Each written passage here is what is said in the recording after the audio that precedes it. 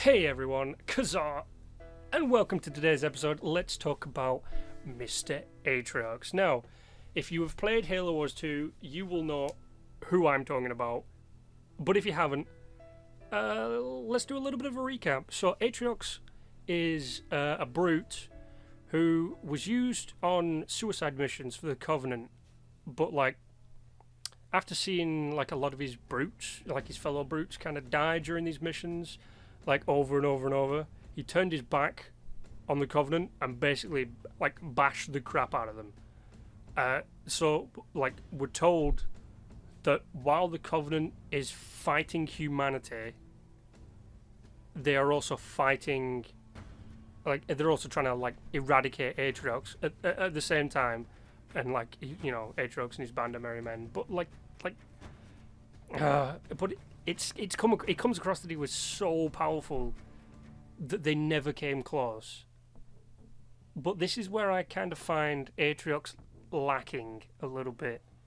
So he's supposed to be a super badass with so much power that he's made leaders of Covenant fleets just bow to his whim, and he's managed to fight back Covenant armies, and he can't hold his own against 3 decades old tech and an emotionally crippled AI, and I will get to what I'm talking about. Now, to be honest, I never really found him impressive in any form, really. I mean, we see him smashing the face he smashes the face of an elite in a cutscene after he gets fed up with seeing all of his buddies die. And the only other real time you could say he did anything impressive is when he kicks the ass of 3 Spartans. But that in itself isn't that impressive.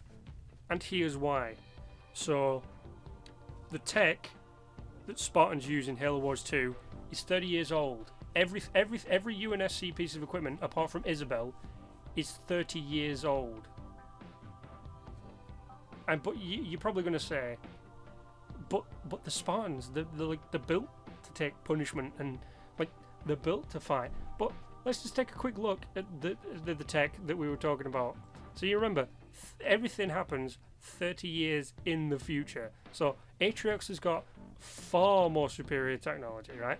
But the armor that the Spartans wear is the Mark IV, right?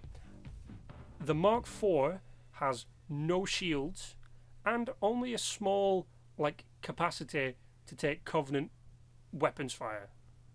And this shit was put in service in I think it was 25 to 2551. So they didn't even have the Mark V, which is the one that Chief has in Halo 1, which came into service a year later, which could take a lot of beating from Covenant weapons.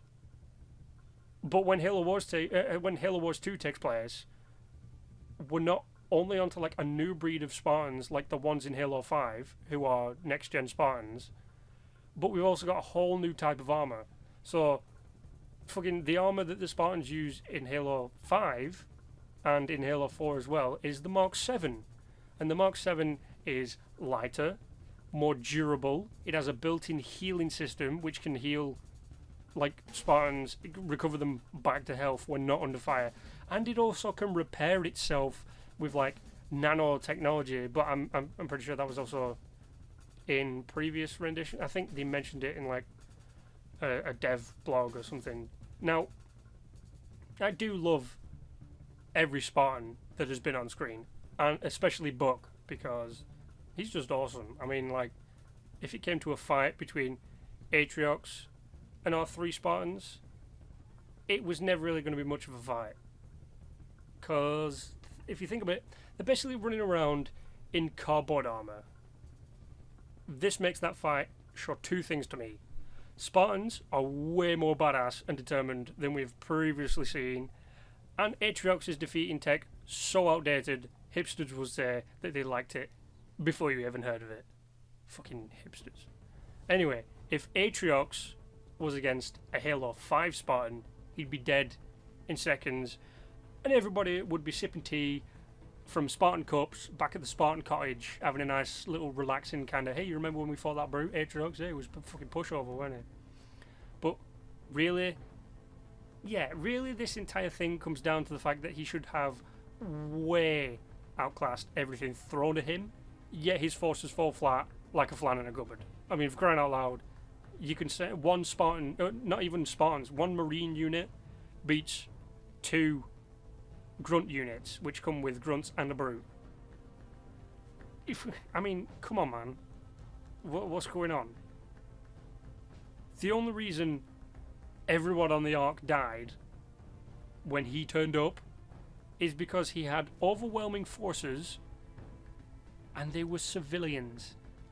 But they still had tech that was from Halo 5. But he beat the crap out of them. Like, there was no Halo 5 Spartans there. He would have immediately been, like, destroyed if there was one Spartan there. I mean, maybe not one because he has such an overwhelming force, but I mean, like, 2 Spartans fucking would have decimated his entire force because they are that good. Now, there's also... There's kind of, like, another scene I want to talk about, which is... His ship is supposed to be like, his ship is very advanced. It's a big, like, Covenant supercarrier, right? It gets taken down by 1 AI and 1 Spartan. Now, the AI we are dealing with, Isabel, she's a I think she's logistics or she's an analysis AI. So she's not built for combat. And she's not got, like, the steel kind of wit we see other AIs have. She gets quite emotional every now and then. She, like, the scene I'm talking about, she gets plugged into the the Covenant computer on the ship, and she keeps hearing the voices of everybody who she was supposed to protect. They all died. She hears that, which makes her go a little bit mad and fire the Covenant glassing beam at the Ark, which in turn makes the Ark's defense system of Sentinels cut the ship in half, and that's just fucking hilarious. But, like, overall, Atriox is a boring bad guy. Now, let's take the Arbiter. The Arbiter had a far more impressive backstory and skill, right, in 2 cutscenes. If we were to take the skill of Atriox compared to the skill of the Arbiter outclasses him in 2 cutscenes more than the Atriox has over an entire game. Like, hell, give me tartar sauce from Halo 2. Fuck it, give me the guy next to tartar sauce in like the scene where Johnson's like, please, don't shake the light bulb. Fucking, I'll take that guy over Atriox any day. And he's just some random brute who has absolutely no lines. He just grunts, right? That's it. I would have that guy. I would rather fight that guy. Now, overall, the only show of great power, and I'm doing that sarcastically in air quotes, the only show of great power Atriox has was killing civilians. And hell, I can do that with a car. So boo on you, Atriox. Now, I do actually love the game. I love it to bits. I love the first one. And I love this one, but when it comes to being a good bad guy, Atriox sucks. But that's just me. I mean, I'm just one dude in a room with a microphone and some editing software. I'd love to know what you guys think. Personally, I think if Atriox would have fought more on the battlefield, or if he would have been a more upfront kind of general, would have made him far more powerful. Like, his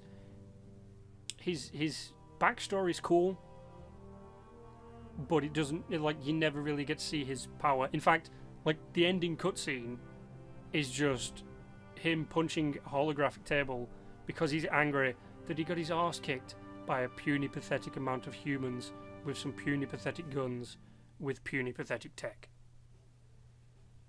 But I'd like, maybe I'm just missing the point on this, but I'd love to know what you guys think. So fuck it, just like comment down below, like leave a response. Hell, call me out on anything, because I love debate when it comes to stuff like this. Like, I encourage you to comment down below and tell me if you think he was a good bad guy, if you think he could have been better, or if you think he was maybe too powerful. I don't know. Like, fucking write what you want, man. But I hope you leave a nice like and a share. This is the end of the episode now.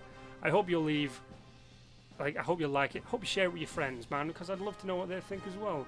And I also hope you'll subscribe. Just, you know, click the button. Click it. Click the subscribe button. But anyway, guys, I've been Cat and Beard here, and I will see you in the next video. Ta-ta.